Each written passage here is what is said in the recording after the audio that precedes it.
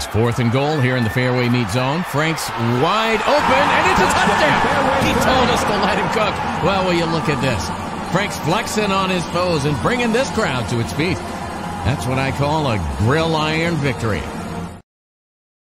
Let's rodeo at the Cinch World's Toughest Rodeo, January 10th and 11th at Wells Fargo Arena. It's rodeo and a whole lot more. Come early for autographs, pony rides, and more. See more action, the best entertainment, and be part of the fun. It's too great to wait. Get tickets now at HiVTix.com. It's wild, it's western, it's pro rodeo at the Cinch World's Toughest Rodeo, January 10th and 11th. Two guys, two Chris's, one network. Iowa everywhere. It's time for Two Guys with Chris Williams and Chris Hassel. Presented by Fareway Meat and Grocery from the Channel Seed Studios. Where? Everywhere. Live and always on demand at Iowa Everywhere.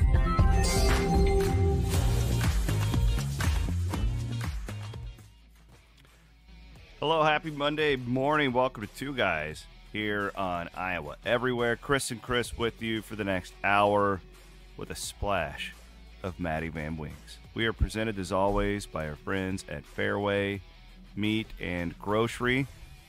You can watch us live on YouTube. That's the best way to watch the show. If you are so inclined, Facebook, X. I believe Van Winks has us up on the old Insta page today. And we're on the Insta. The old Where all Insta. the cool kids hang out. Still not on TikTok, though. We'll get there one day. A lot of drama. Well, Which is TikTok surprising gonna be because around Van Wilk is a big China guy. Huge China guy. Like that woman at Disney World. I think TikTok will be fine, actually. I think that they're just going to get bought out by an American company and it'll be fine. But we'll see. Hey, would everyone watch us on Twitch? We have a Twitch page. If anyone wants I've to never watch done us there. Twitch. These kids love it, I hear. Isn't that where they play their video games? Yeah. I was Yeah, I don't know anything about it. I was back in Clarinda this weekend. Yeah. And we are a huge deal with the male population at Clarinda High School. Oh, really? Not the Yes. Clarinda Academy. Just Not to be the clear. academy? Well, the academy got shut down, remember? So all those kids that should be at the academy, they're just they're in Gen Pop at the high school. We are a really big deal at Clarinda High School. We have a massive audience. Shout out to my guy Cohen. Huge fan. He said he didn't know what he would do without us. He said, I don't know how I would live without.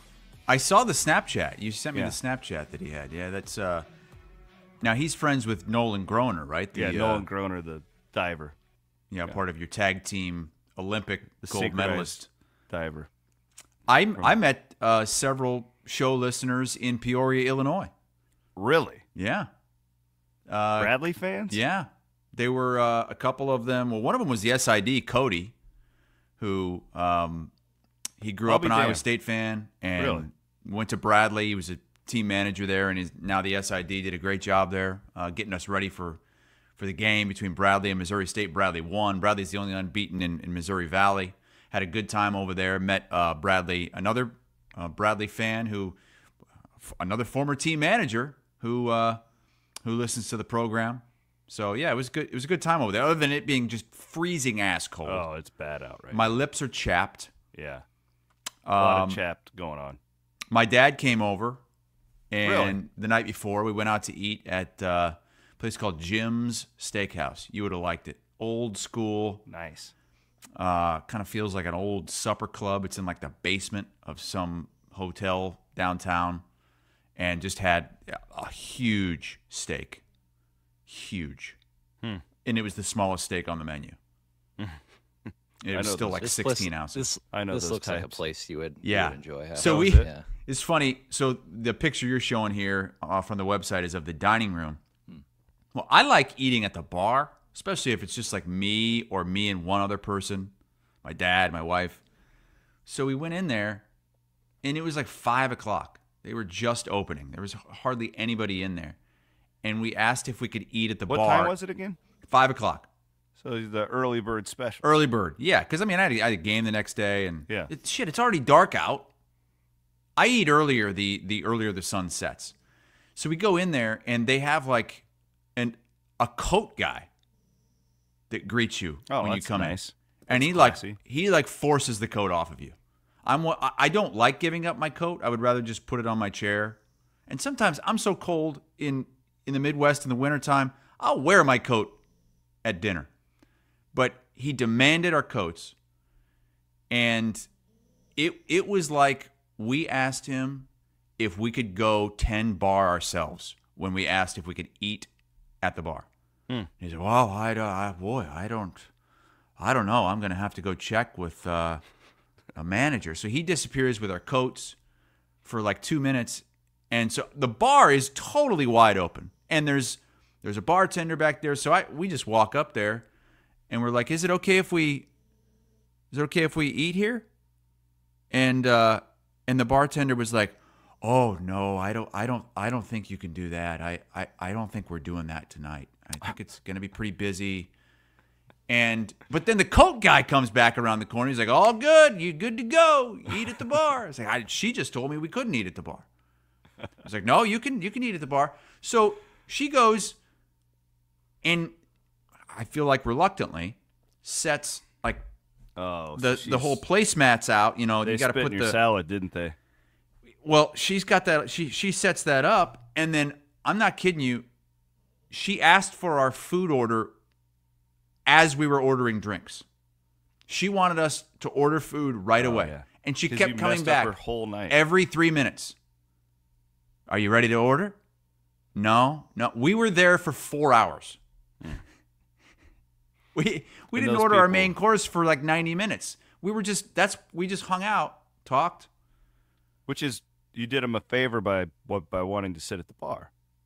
Yeah, she's going to get a bigger tip. You're not taking a whole table, too. Yeah. You know? Yeah. Because they had reservations and all that. I don't know. It was other than that, it was a great meal, great time. Other than that, how was the play, Mrs. Lincoln? It's one of my favorite sayings. Yeah, no, I had another incident. I forgot to tell you this one last week, where I was taking a piss at the Sarasota airport waiting for our plane. And while there is urine exiting my body midstream, love the show, man. This guy's washing his hands. So shout out to that guy. I didn't catch his name. It really didn't even bother me. I'll talk to a dude when I'm peeing. I often make calls when I'm peeing, but like, yeah, so you're one of those guys. Yeah, you'll oftentimes hear the toilet flush in the bathroom. I will not do that. I make so few calls, like actual calls on the phone, that I will not do it in the bathroom. Anyways, but that jostled my memory. That reminds me, I had a dream last night that I was in some room with Fails, and he pissed all over himself, and it got on me. Are you sure that wasn't reality? No. Fails is a very, he'll admit it, very weird urinator when he's been drinking. Very weird urinator.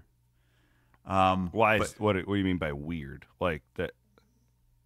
Like if he's smashed, he won't always use the toilet. Yeah. Oh, yeah. I had a roommate who would shit himself. No, I'm serious. Oh, my God. I've never told that story. No. I'm playing Mario Kart on the GameCube about 3 a.m. After the bars and whatnot. This is like your roommate in college? One of my roommates. I had a lot of roommates in college, so I'm not giving away identities here. And a young woman must have been having a slumber party with my friend. I didn't know her. And she comes out screaming, running out of his room because he defecated on her. He didn't mean to. He was passed out. Oh, my God. You got to be kidding. That's one of the worst stories I've ever heard. My buddy... She was not happy. My buddy went to... he was going to Iowa, and he was at a house, and he had a roommate at his house who, again, had a girl over. Well, my buddy's out. He's still up. The friend had since, I think, gone to bed with the woman, the girl, you know. And he says it's like 3 in the morning. He's They made love, didn't they? He's sitting there watching TV, and this girl walks out of the bedroom, comes into their area, ass naked, goes, sits on a dining room chair, pisses all over it, and then goes and washes her hands in the sink and goes back to bed. Was she sleepwalking? I guess. She thought it was the toilet. I don't know. Another one of my roommates, this was a home football game, which I'm working at these games. So I lived with 3 guys. 2 of the guys I lived with were football players, and I worked all the games, obviously, because this is back my scout era. And then we had the 4th guy, who was kind of like a wild card. He was he liked to party, right? Mm-hmm. Well, he apparently didn't make it to so after the game, like the parents would often come to our apartment, the football parents and my parents and whatever. We come and hang out after the games.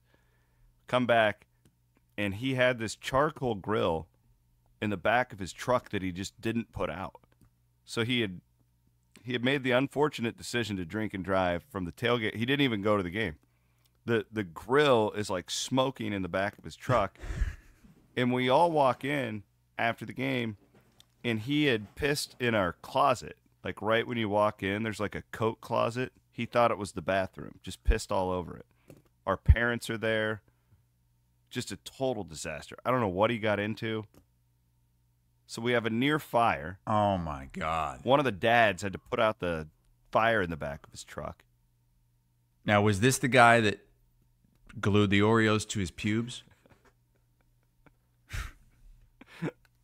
Put it on a T there. Well, anyways. But by the way, the reason Welcome I wasn't at the Iowa Everywhere Christmas holiday party that Keith Murphy threw was because I was calling that Bradley game in Peoria. So I really felt like I was missing out. I thank you, Matt, for photoshopping me into the picture there. Looks great. You look great. Because Right there by I'm only Kate. like 4 or 5 hours away from you guys in Peoria. But I missed it. How was it? It was lovely.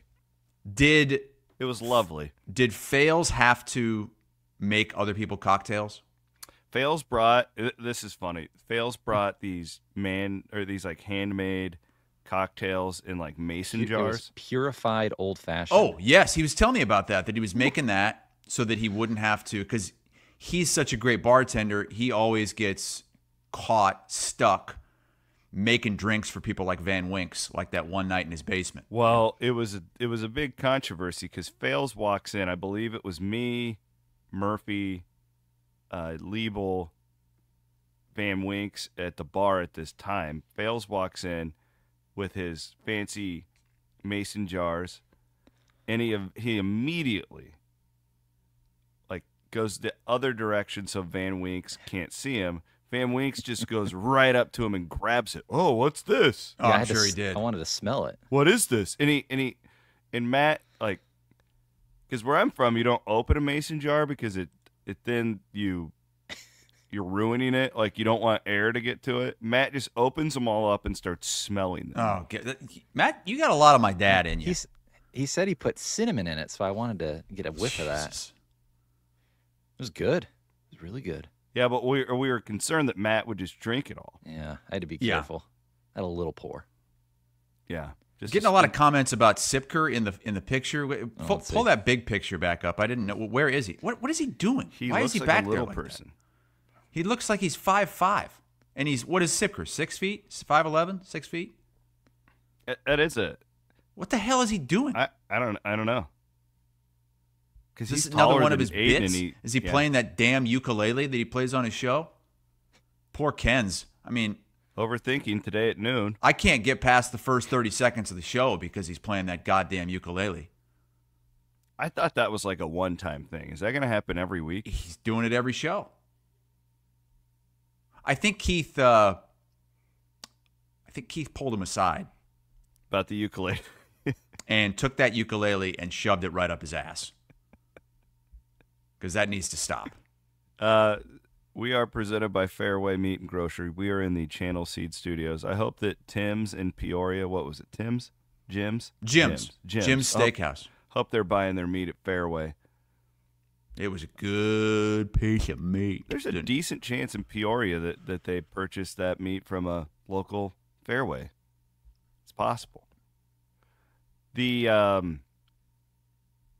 Speaking of Bradley, I saw Drake lost again. What's up again? Yeah. And they've got to go to Bradley on Wednesday night, and the place is going to be almost a sellout. The Dogs around 10,000 were like super hot, and now they're They started 12-0, and now they've lost 2 straight. Now there's not that there was much of a chance anyway at an at-large, but I mean they had a shot because of their non-con. You lose to UIC and Murray.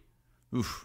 Not good. Prome and those Murray racers. Yeah, and Murray State's Drake has probably fallen more than anybody in net history in the last week. Van Weeks, pull up the net rankings. I want to see where Drake is now. They were in the I think they peaked at 43 because I was really keeping an eye on that. I'm like, they got a shot to get in that large. Yeah, I mean, talking with Brian Wardle, who's the head coach at Bradley, and they've been really good the last several years. I mean, it's unfortunately the Valley is a one-bid league. Period. 77. They fell to 77. Wow, that's a massive drop. Yeah, there's no chance now with the loss to UIC and Murray. Well, because I thought that Murray State loss was a quad 3 loss. Ugh. Yeah, that's bad. That sucks. Well, they could still win that league. I mean, you don't if they're good enough. All you got to do is win the tournament. Well, yeah, that's the really hard thing. Like, how do you, when it all comes down to the tournament, how do you keep everybody playing championship basketball the whole way through the regular season, which is now it's a 20-game conference season. When a regular season title, as it pertains to the tournament, means nothing now. Mm-hmm. It's tough. It's just all about getting a good seed for your conference tournament and then being hot. And that's the problem with basketball, too. It's like, and I see you have this in our college football playoff discussion about the hot team. And college basketball has always kind of been that. But it's like, especially at that level, at the mid-major level, where there's usually not like very lopsided rosters. Like, usually it's just like, oh, that team has experience, they have a good coach, and they play well together. They're not, like, physically dominant over another. Like, when Bradley and Drake play, it's like they're similar players, right? Mm-hmm. Like, Murray has similar players, right? And it's unfortunate that you could just be so good all year and just not be rewarded for it, which I hate. I do hate that about college. But it's also what makes it fun in March. Sure, right? It's what I mean. The stakes are really, really high in those conference tournaments. Look what Indiana State last year, how good they were, and they didn't get an at-large berth. Arch Madness is one of the great conference tournaments every year because when really they play it, like it's got that standalone championship game. Mm-hmm. It's always on CBS. We'll just start there with Iowa State, and then we'll get into football. Are you good with that? Yeah. Iowa State routs Baylor.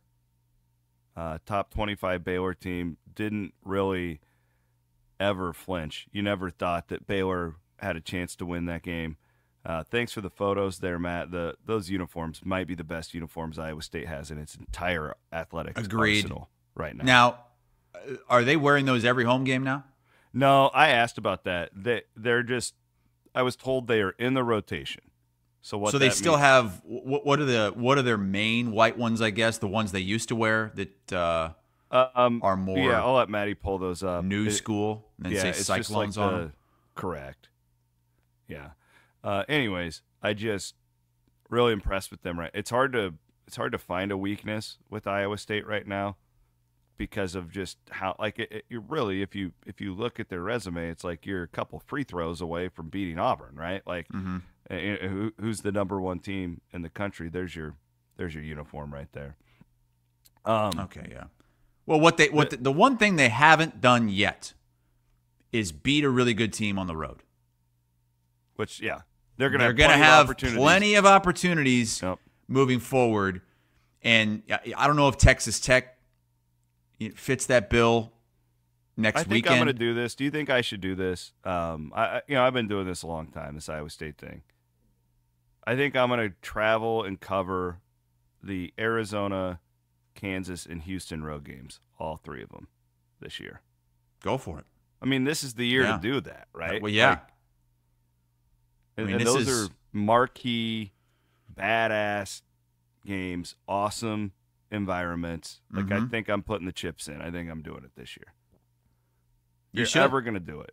I would love to get down to Lubbock on Saturday, but I don't think that's going to be able to be it because that's a tough game. That's one of the few games that they – so I was going through this with Bloom last night on our Cyclone Fanatic podcast. They are going to be 15 to 20-point favorites in the majority of their home games. Jeez. Well, they've got Utah coming up next. So that's tomorrow. Yes. And Utah's terrible. I mean, they're so bad, Iowa beat them. So they'll be a single-point favorite against Kansas, which is a week from Wednesday. They're a 15 to 20-point favorite against UCF. They are the same against Kansas State, although I would wonder if that one will feels like Kansas State isn't as bad as people think, but we'll see. TCU, they're going to be that big of a favorite over. They're going to be a huge favorite over Colorado, probably a high single point against Cincinnati. Same against Arizona, and they'll be a 15-point favorite against BYU as it stands right now. That's according to KenPom. So, the only game they are projected to lose the rest of the way is at Houston. Now, these are just projections, but it just shows you, that they are – it's kind of them, Houston, and Kansas right now in the Big 12, and then everybody else is kind of jockeying for position. Well, and Kansas they've taken some lumps. I mean, losing at home to West Virginia without Tucker DeVries. Did you see what they did yesterday? Yeah. They lapped UCF on the road, but I don't know. There's 4 unbeatens at the top of the conference right now: West Virginia, Iowa State, Houston, and Arizona. Yeah, West Virginia they're the most surprising team in the league. Darren's done an awesome job there. Is Tucker DeVries out for the year? I don't think so. So I think what they're going with is out indefinitely. But I was talking with the Bradley play-by-play guy. He was convinced that DeVries is out for the year, that his shoulders are that bad that he's going to have more surgery. Maybe you do that, get the red shirt, and be able to come back. He's only played in 8 games, so he would probably qualify for the medical. This is like the old Naz Long, Jordan Bohannon thing where you could split a little bit up. Interesting. I hadn't heard that, but I really hadn't done any digging. That would suck for him. Just looking forward to watching. Is the Big 12 not looking as tough as it looked at the start of the year? I don't think it is. Because they're not. Who would have thought the Big 12 wasn't going to be the best conference in the country this year? They're not. I think the SEC is. I think the problem too, and I think it's totally inevitable that when you get these conferences so big, like the Big 12 wasn't going to be able to stay as strong because there's more. Yeah, you have opportunity to have good teams, but you have bad teams too. Like we always say, like with the SEC football, you have to lose. Somebody has to lose these games. Yeah. Right. Yeah, I don't think the Big 12 is as good this year. I think the top teams are all capable of winning national championships. Yeah, I think that Iowa State, Houston, and Kansas. Yeah, I think like Baylor, the team that Iowa State just by the time March rolls around, they could be really good. Feels like Arizona is going to get better. Like they had a good win at Cincinnati over the weekend. But right now, it's just like you got those 3 teams, and it just feels like anybody else can just beat anybody on a given night. I think right now, as an Iowa State fan, you just have to be so ecstatic about where you're at and what's to come. Don't get caught up in, because you're probably still going to be ranked 3rd when the poll comes out. Don't get caught up in that. Doesn't matter. I mean, Tennessee's unbeaten. Okay, they haven't lost. Auburn, the only other team ahead of you, beat you. So I don't think Iowa State has an argument to be ranked ahead of those teams. Maybe they're better. You know, maybe they are better than Tennessee. But Tennessee has to play Florida this week. I think it's tomorrow. So great. And Auburn has to go to Texas. Now they'll be favored, but who knows? Good you take care of highlights. business this week, maybe you're number one come next Monday. But right now, look, you're sitting pretty as a surefire number one seed in the NCAA tournament if everything ended right now. Good highlights there from Jake Brend, our friend at Channel 5. Love to see 𝗀𝗡𝗃𝗍𝒑 get going in that game. And the other thing, too, that stands out, these big guys, right? Like, this was kind of my observation from the first game of the year when they won by, like, 60. But Yeah, you were rock hard when you saw him in that first game. Now you've got a third because this Chatfield. Well, he was your emerged. favorite player in that first game. I remember listening to your first podcast. You're like, and this Chatfield guy. But he's all of a sudden like this like switch is flipped in Big 12 play, and he's like a 5 rebound a game guy. So there you go. Ott's just beating the hell out of his chest there. Shout out to Andrew loves Downs. guys That like that should show up on Unnecessary Censorship this Friday on Murph and Andy. Iowa State just giddy. doesn't get rattled. You go back to the game against Iowa. You go back to the Colorado game. 2 places. And I said they haven't beaten a really good team on the road. Those Iowa and Colorado are not really good teams. But those were tough environments. I think we may have you been were wrong in tough about Iowa. spots. You were in tough spots in both of those games. Did we whiff on Iowa thinking that they were a tournament team, or is it too early? Well, I mean, honestly, going into that Wisconsin game, I think that they were right there. But the way they looked in that game, I mean, it looked like they didn't want to be there. And, you had Wisconsin players after the game saying basically the same thing. Like, we knew they didn't want to play defense. Van Winks, I know you have that clip ready to go. You've probably seen it on social media. We realized that they were just coming in here to try to outscore us, and they didn't really care much about the defensive end. We took advantage of that just because we knew we didn't know we would shoot this great tonight, but we know we trust our teammates, we trust the players, so we know we can score the ball in bunches. And we just knew that they didn't want to play defense, and all we had to do is play a little bit more defense than them, and the game is ours. That was from Andrew Banstra, 𝗙𝗎𝗍𝒑. That's as embarrassing as it gets. I've got some notes on Wisconsin and 116 points that they put up against Iowa in an absolute blowout embarrassment. That was a Kohl Center record. The most points they've ever scored at the Kohl Center, which has been around for 30 years. It's the first time, get this, that Wisconsin has reached 100 points in Big Ten play since 1993. And not only did they go for 100, they went for $116. 1993, they hadn't even reached 100. Did they even have the 3-point line in 1993? I'm kidding. Barely. You see my point. It's the most points scored by a Big Ten team in conference play since 1995. Coincidentally, it was Iowa that scored over 116 against Northwestern back in the Dr. Tom days. They gave up, Iowa did, a Big Ten record 21 3-pointers. And they are now 0-4 in quad 1 games.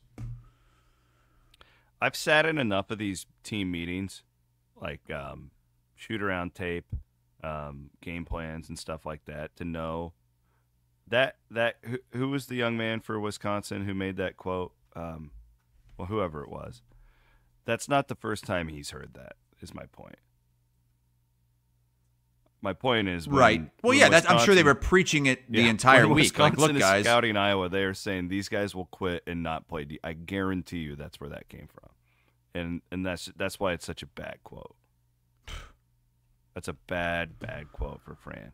Yeah, well, look, I mean, if that doesn't motivate you, nothing's going to. I mean, is Dean Oliver still on the Wisconsin staff?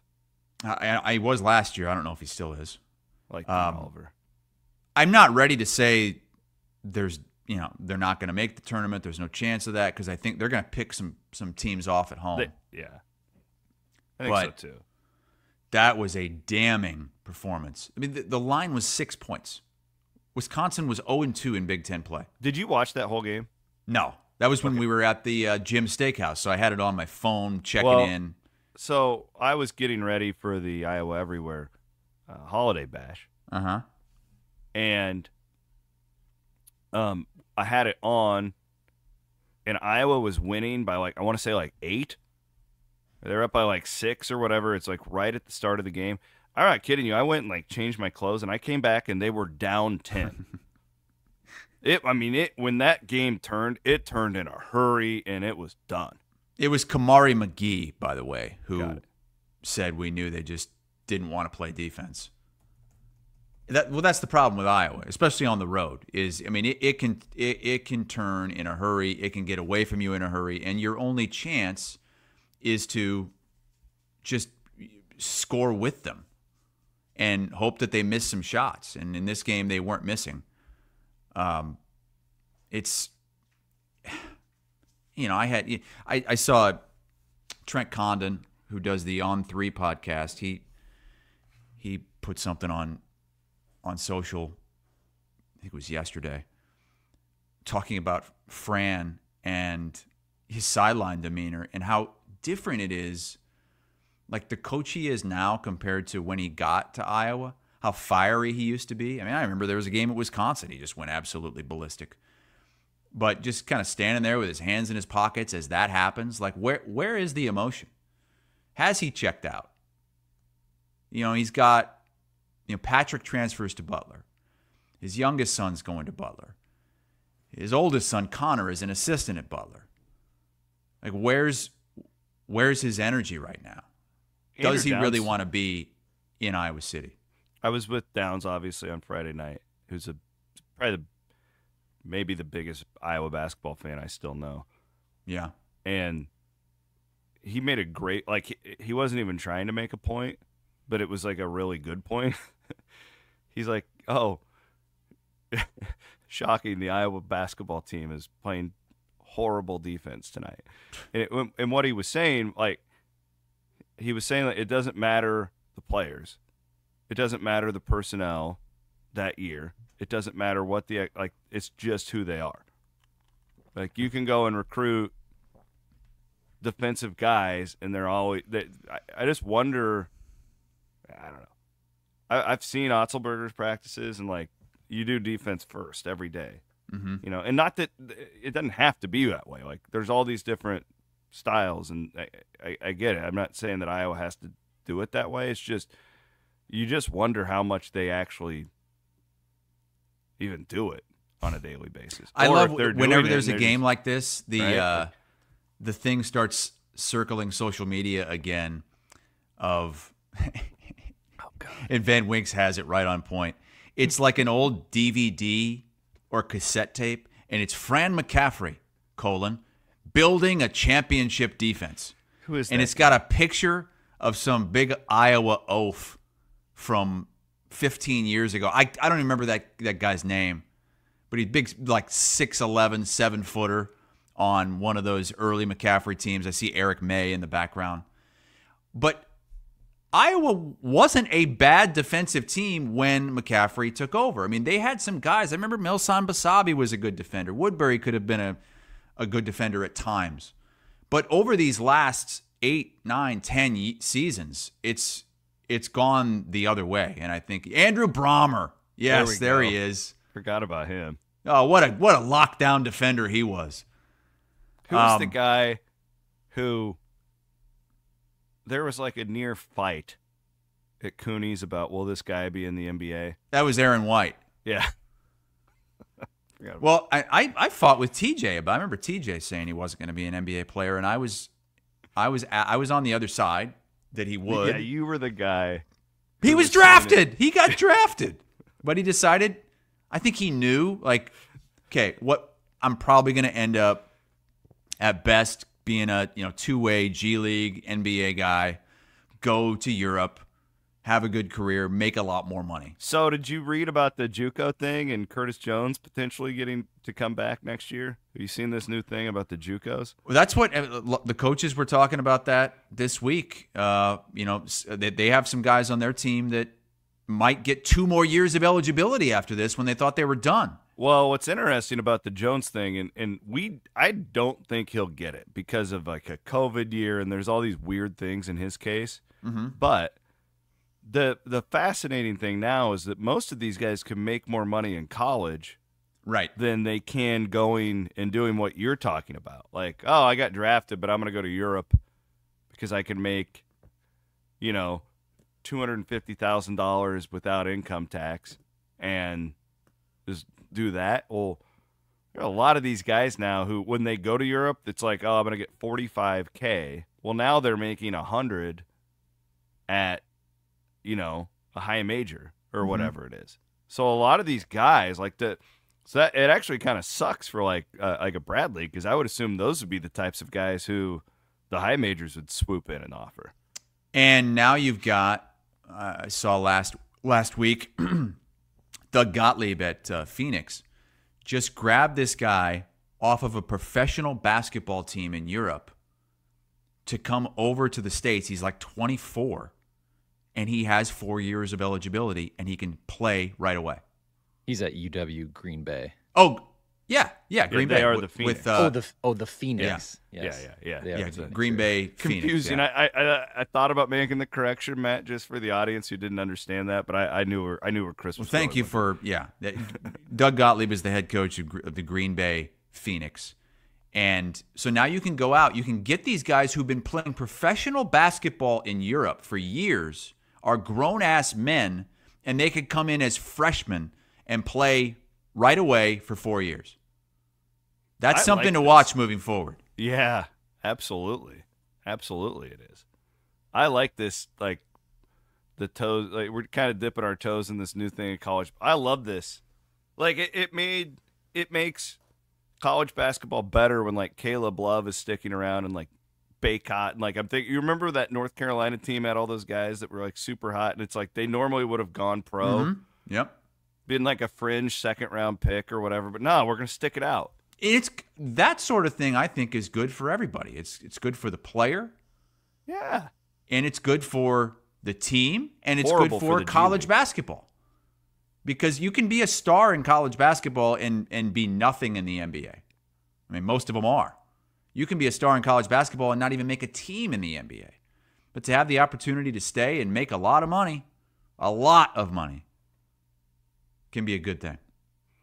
Want to thank our friends at Freedom Tire. It's damn good to drive down the road. Freedom Tire. It's great to drive down the road. You'll love this story. It's 5 a.m. leaving our Airbnb in Orlando. We had the Blooms and us. We're kind of caravanning to Sarasota to get to our flight. And all of a sudden, one of my tires on my rental is going flat. And You have more problems, I swear to God. the wife texts the group chat, hey, we got a problem right rear. Chris is going to get out and see what's going on. And we get a text back from Bloom's wife, who's the sweetest human. Like, we just love Crystal. I'm sorry, guys, but Brent says that we're just gonna do our own thing. That fucker just drove away and Wait, left what do me. you mean? Hang on a second. You had a flat tire. Potentially at the time, yes. He didn't know what was going on, and he was just like, I'm out. He just left me. Left you with your wife. And kids. To fend for yourselves?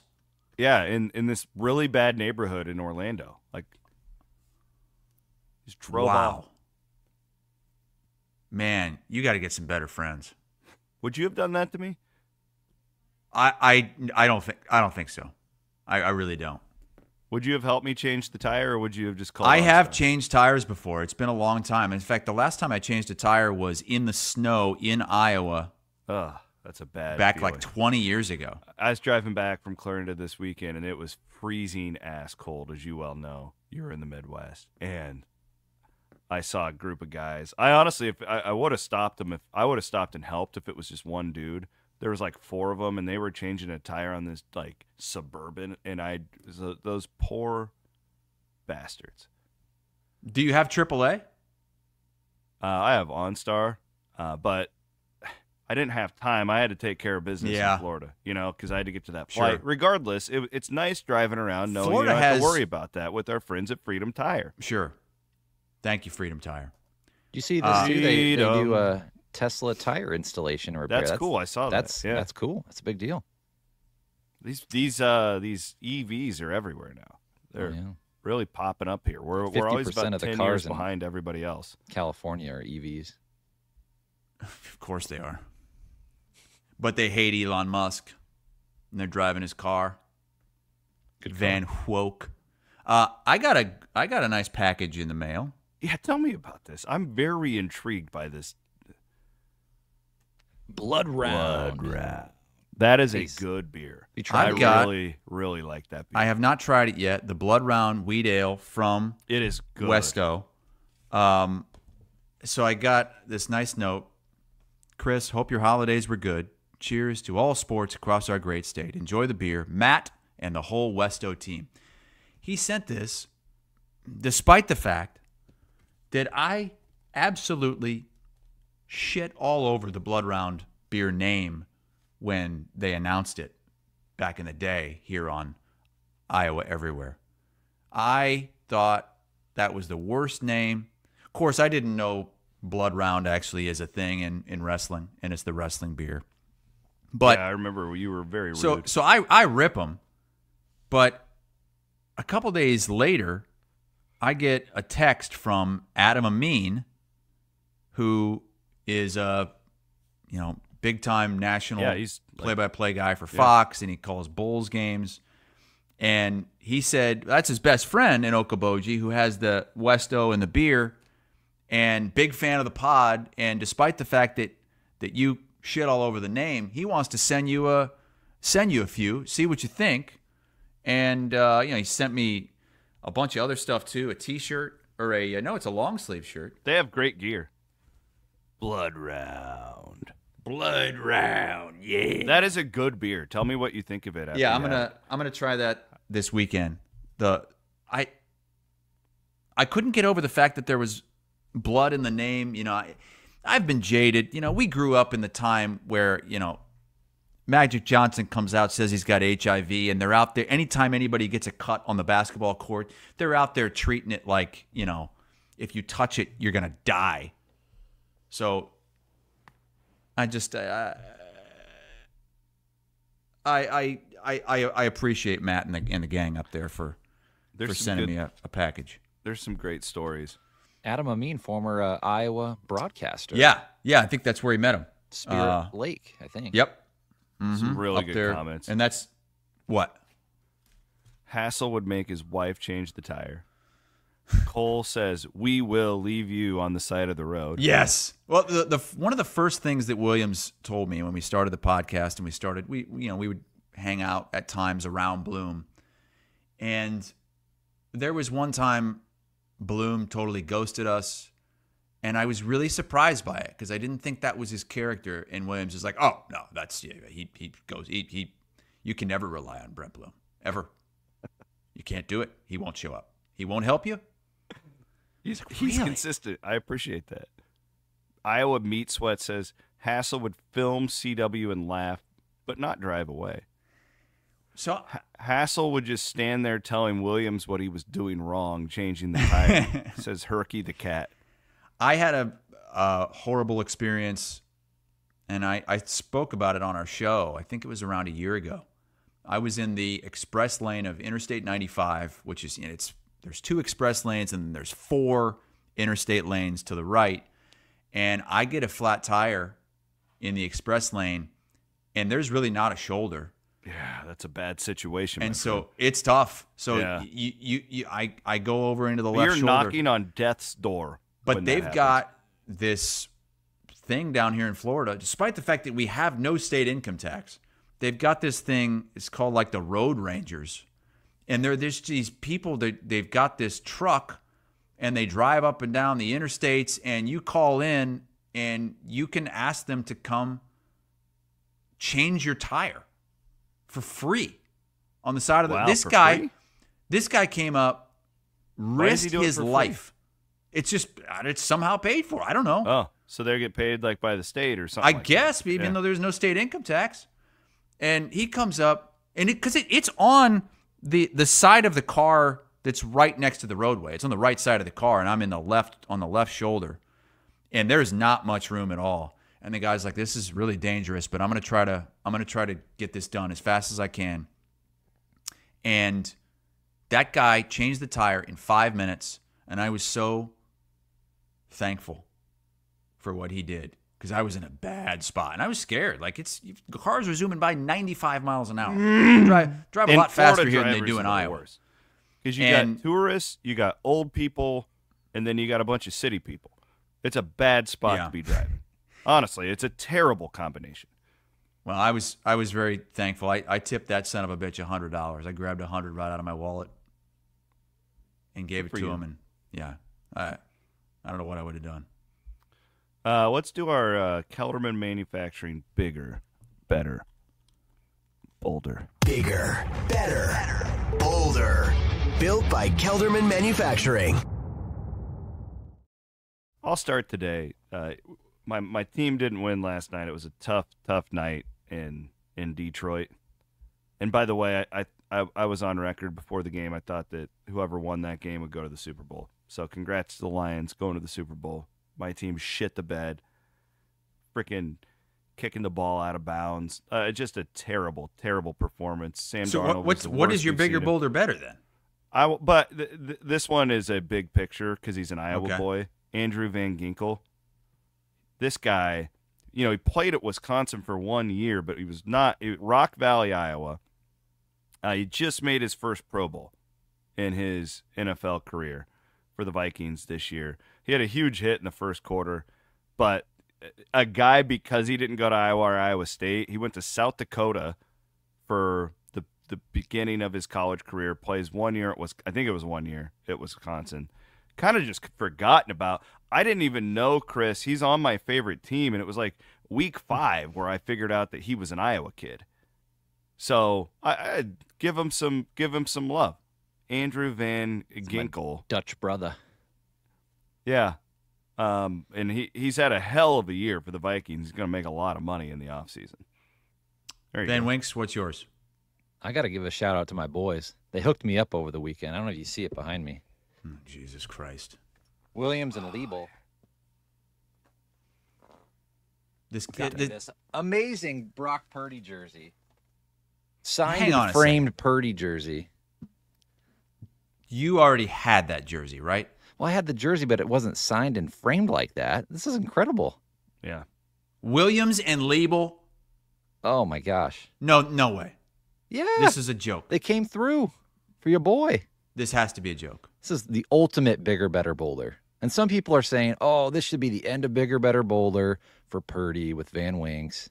Oh, this is just we're just getting started. Top of the fire, baby. The 49ers won 6 games this year. You know what, though? You know what today means? Actually, after the Vikings-Lions game, Purdy is now eligible for his contract. So, realistically, what do we think is going to happen there?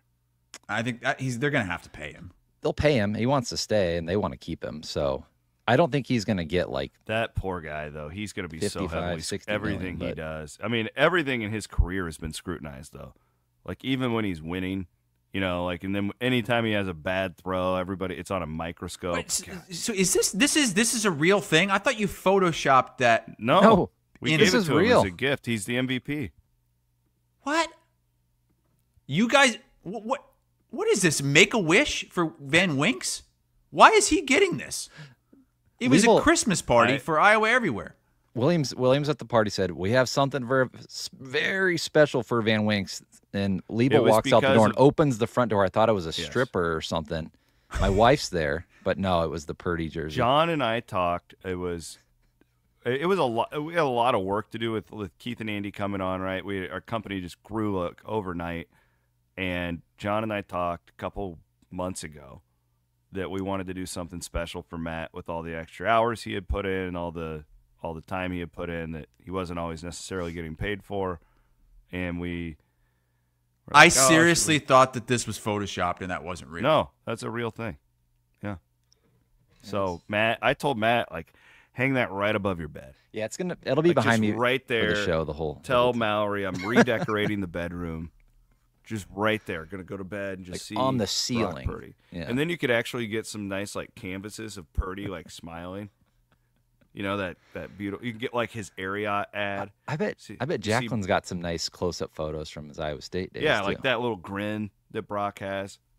We're gonna completely redecorate your house. So you had that jersey.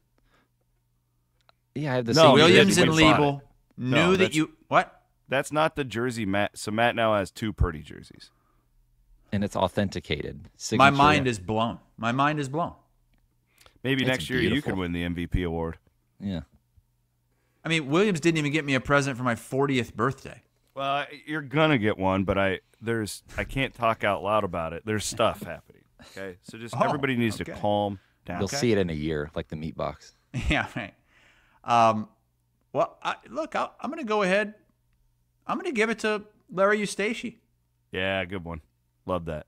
It seemed like it was a great reunion, even though the 2 biggest, boldest, best players weren't there in Marcus Fizer and Jamal Tinsley. But for Larry Eustachy to come back and it was an unceremonious end to what was a great few years at Iowa State. To come back and get that kind of reception from a great crowd in a great season, it's kind of a full circle moment. And I'm glad that he got that moment. I'm glad that those players got that moment, and the Iowa State fans who, like, maybe not like you, but the older people that were Iowa State fans at the time that remember that generation. That was a cool moment. I thought too that just the healing, right? Like something that I regret for him is that Mike Leach never got that moment with Texas Tech. Yeah, right. You know, like, and I know because I've gotten to know Larry just a little bit, like how much that meant to him. It's not that hopefully he's not going to die at a young age like Leach did, but like that, I think that for him, like as a human, he's come a really long way from where he was 20 years ago, and this was a nice, probably can take a deep breath type deal after, because he clearly has regrets from what happened. As far as Fizer and Tinsley goes, I don't know about Tinsley. Fizer said that on his podcast that he does with 3 Beards, that he had a funeral that he had to attend. So okay. That's too bad. Yeah. But does Tinsley not have any kind of relationship with the university? He's not. He came back. I remember interviewing him when he came back. He got put in Iowa State's Hall of Fame like 6-7 years ago. Mm-hmm. But I don't know why he wasn't there. That's the only time I've ever seen Tinsley back. So, anywho. A few football notes here real quick. The Iowa quarterback search is still underway. I had heard that this South Dakota State kid was a possibility weeks ago. Gronowski? Mark Gronowski? Yep. Gronowski. And you're telling me he visited Iowa and Wisconsin last week? Yep, that's the report from several Iowa reporters, including David Eicholt, 24/7 Sports, visited Iowa last week, but also visited Wisconsin. I know there was a hope that maybe he could be a package deal with his top wideout, Griffin Wild, but he went to Northwestern. They did get a defensive tackle from South Dakota State, Bryce Hawthorne, who is an FCS freshman All-American, so that's a good start, but this needs to get done. This kid would be perfect for what they... It would. It would be perfect. It would be 𝗀cie is how he pronounces it, according to Adam, not Wild. 𝗀cie is the wide receiver that who cares? He went to Northwestern. This is kind of what we talked about. Don't go out and get some former 4-star that flamed out at a big program that's coming down a level. Let's get a guy that's going to come up a level that did a ton of winning.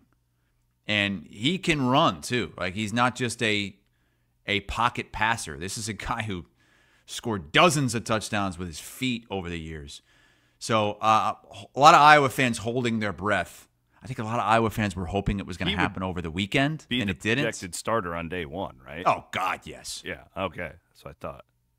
Would have to be. Now, maybe they would say that it's going to be a competition, but I would think for what they're going to have to pay him, I mean, and what he's already proven, he's got to be the starter.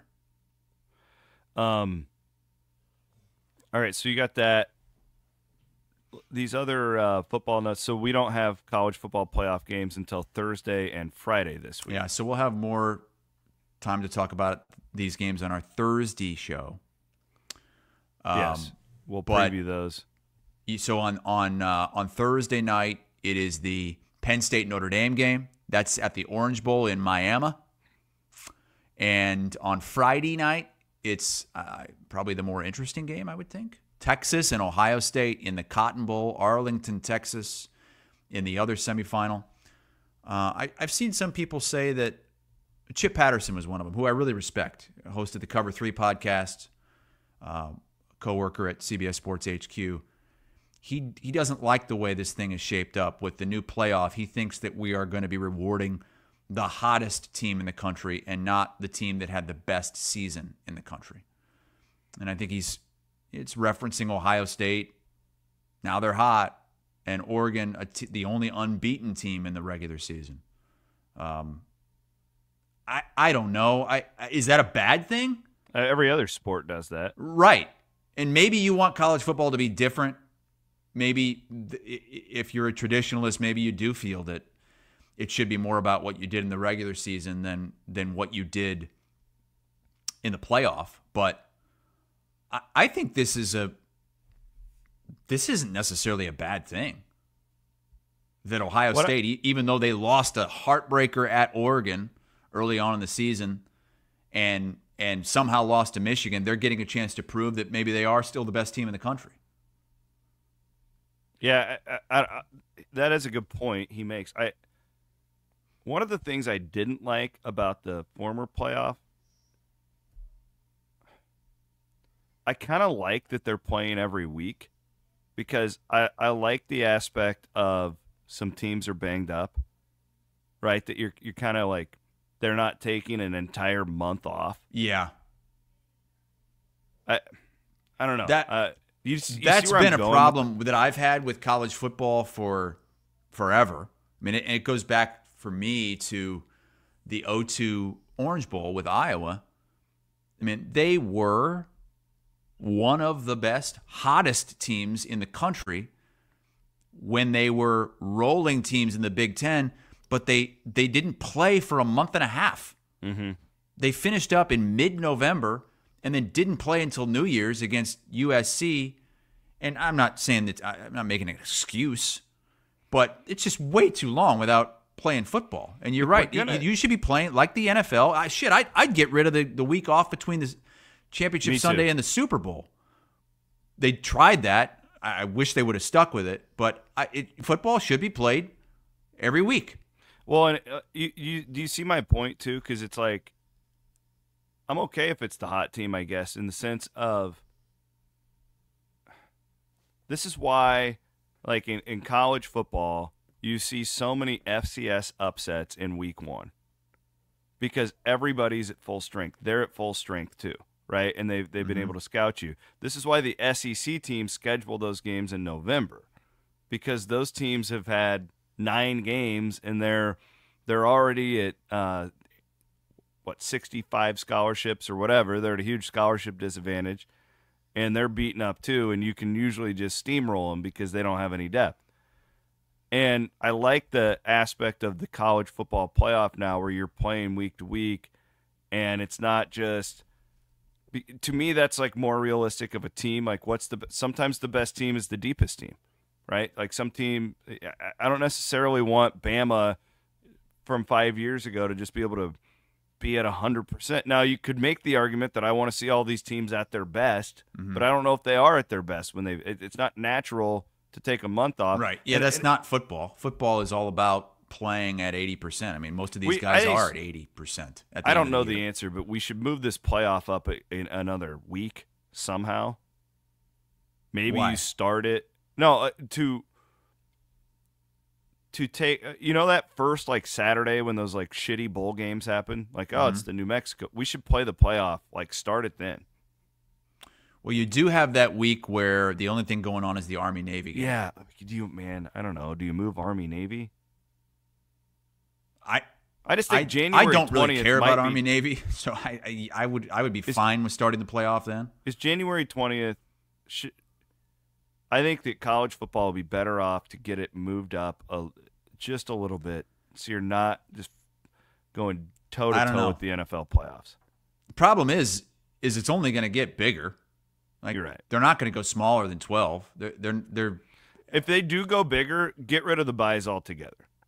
I think they're going to have to if they go to 14. And then just do a traditional tournament. Or 16, Okay, it's the 1 seed versus the 16 seed, the 2 seed versus the 15. If they go to 16, they would get rid of the byes. 14, I guess what you would have. I don't know. I'm a little foggy on Monday morning. I do think though if they do that, if there's going to be way more blowouts in that first round though. If they get rid of the byes, you're saying? Yeah, I mean, yeah. I don't know. But this year, you could argue the best teams didn't get the byes, so they were playing first round anyway, and we did see a lot of blowouts. But I'm interested in these games. I'm happy with the way things have turned out so far. I wouldn't be opposed to moving it up and condensing it a little bit because they still are kind of going 10 days between games for the most part. I mean, Penn State, I think, has 9 days between games, while Notre Dame only had 7 because, the terrorist attack in New Orleans, and then there's a big break, I guess it's, 10-day break or so from these games to the championship games. So you could mush it up a little bit more. Uh-oh. Bloom just sent a text. Oh. He says, "Let the record reflect it was a low tire that needed air and not a flat tire. That would have changed my actions." He didn't know that at the time. Can I have some money to pay? Thanks for watching, Bloom. Bloom goes to game day. I thought he was Men's Health. giving us an update on the Brock Purdy contract or something. Yeah, Bloom's got the insight. It was Bloom, Brock's agent now. New year, new you. Game Day Men's Health. Check them out. I go to the one in 𝗀𝗃𝗃. We got all sorts of guys there. Doctorman, 𝗀cie𝗰𝗶𝗹, Bloom, Andrew Downs. I don't think I'm missing anybody from our group who's getting the tee. They're just getting the tee shots. That was a big theme of the party on Friday night. A lot of people could just smell the testosterone just coming off of my body, which was nice. I feel like the T-boys should have ganged up against the non-T-boys. Oh, there is a you know how Keith has a few beers and like big ideas are born? Mm-hmm. So his son Colin is like training for this boxing match. You What? heard about this? No. Yeah. You're kidding. Fighting Tyson? So there's this thing at Arizona State. It's on like pay-per-view, I guess, where they get a bunch of like sorority girls. Oh, God. And they watch these good-looking men fight. There's thoughts of you and me being the entourage to walk him out to the ring. Oh. That's kind of what you wanted to do is swerve Strickland. Yeah, and he completely shot me down. Mm-hmm. Yeah. He's really going to be in a boxing match? He's a good-looking kid, man. Me and him were talking about the tea and all that stuff. That's how this all started. That's the last thing he needs is more testosterone. Because I was like, you want to go and do some push-ups? I want to go on record to say that is a really bad idea to go into a boxing match. But would you be open to flying to Phoenix and walking Colin out to the ring? How much money would I get for it? We thought Van Winkle could videotape. We'll just make like a documentary of it, like you and me giving like pep talks for the fight. I don't know if I want to get involved in Colin's escapades on the Arizona State campus. It's you would just be a fish out of water. I don't know. These girls would be telling stories of like partying and be like, "Wow, I used to live with these priests, and the third Friday of every month we could drink wine. We got chocolate milk on Fridays and wine on Sundays." Don't forget the rodeo coming up this weekend as well. The world's toughest rodeo. 2 days, January 10th and 11th.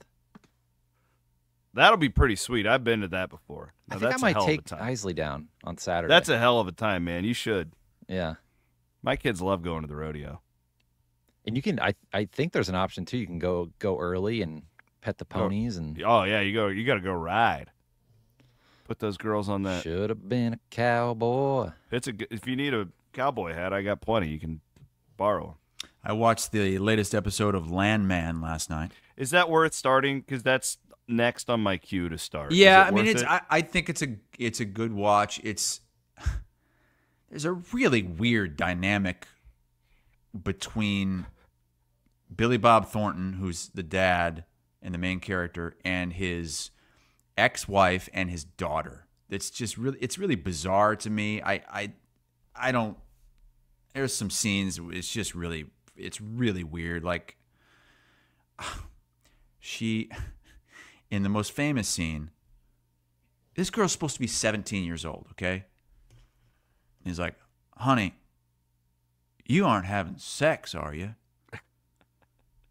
And she's like, "Well, yeah, but I don't let him come inside of me. I let him come all over me." Seriously, just a 17-year-old girl is saying this to her dad. This is like one of the main scenes of the show. And stuff like that happens every show. It's just really weird. I gotta watch this. Have you heard of this movie that's out called Night Bitch? Whoa, no. You haven't heard of this? Sandra Bullock? Oh, Amy wait. I think Adams. I heard Murph and Andy talking about this, and it sounded like the worst movie I've ever heard of in my life. She becomes Is it like a Good dog Night, at night. Bitch, or like Night what? No, Amy Adams turns into a dog at night. That's Like the a werewolf, premise of the movie. kind of. No, thanks. Where the hell do you watch this at? You want to watch that? It sounds intriguing. Man, my mind is all. You've been reading about all these drones, right? Everything going on. I ignore that stuff. You just bury your head in the sand, don't you? Well, I mean, come on. Nobody has answers. Why do you think they don't have answers? Somebody has answers. There's just a bunch of drones. I don't know. There's all kinds of stuff going on that we shouldn't be knowing They're coming up from about. the ocean, dude.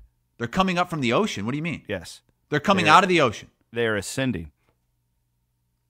So what are you saying? It's like the John Miller. aliens planted these drones? John Miller, when we were at my camper at the Kansas Speedway last And you guys May, were high as a kite.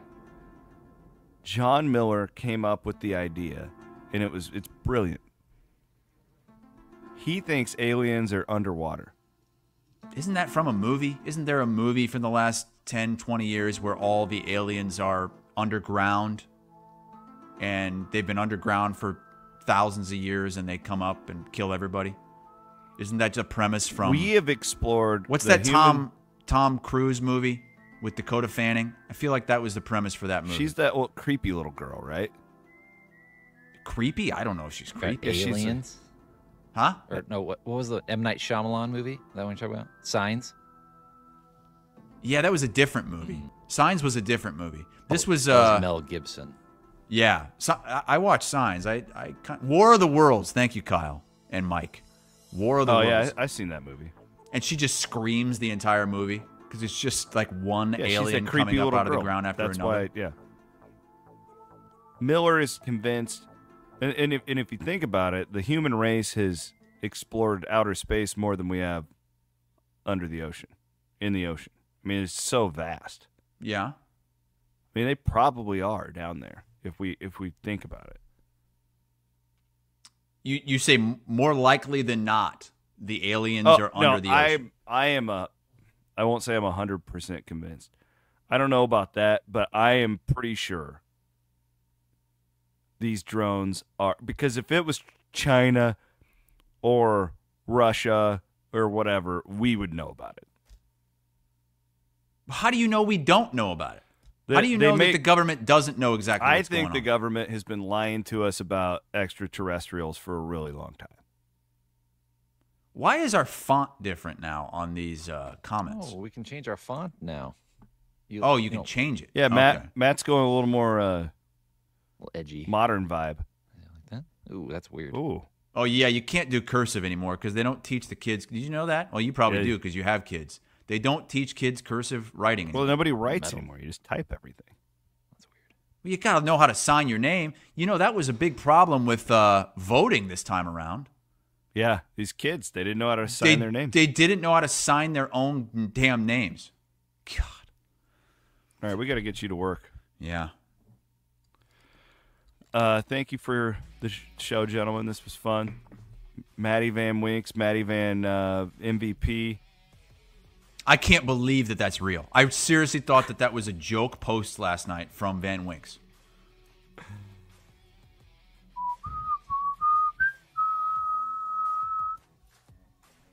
We'll be back on Thursday. Murph and Andy live today at 1. That is after Overthinking with Scott and Mackenzie. That is at noon. Please no ukulele today, Scott. Please. Here on Iowa Everywhere. Later.